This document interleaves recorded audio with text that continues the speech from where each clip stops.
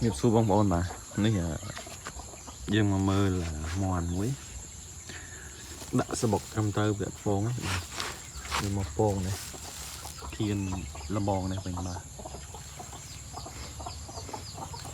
នេះបាទយកចឹក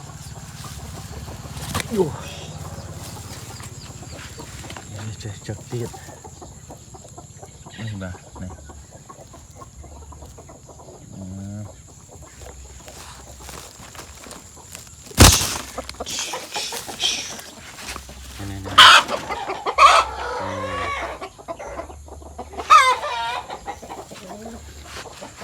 ណាបាទនេះ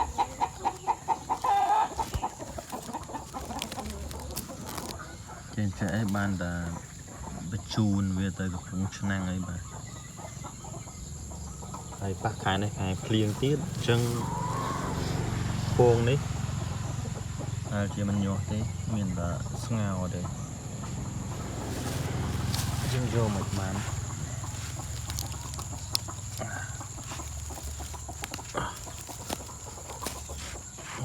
មួយ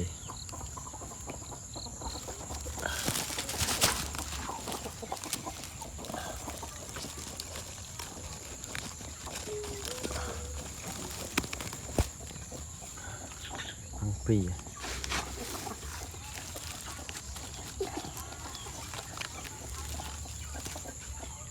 វាយអូបាន5ពងបាន54 5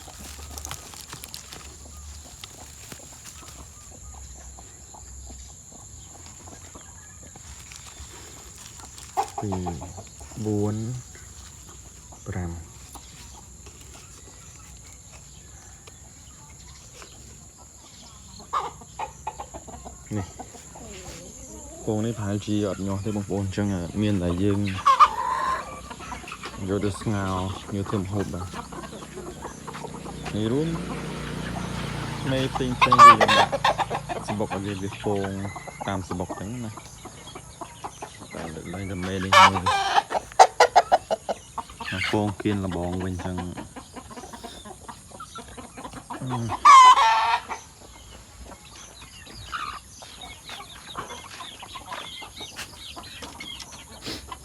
នេះមិនរបស់ខ្ញុំអាយុអាចជាខ្ទង់2ខែជាងបងប្អូ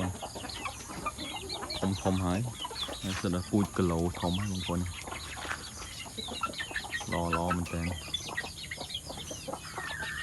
មកនេះ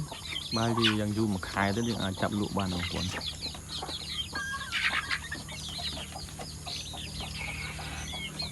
ម្រាបបងប្អូនអរគុណបងប្អូន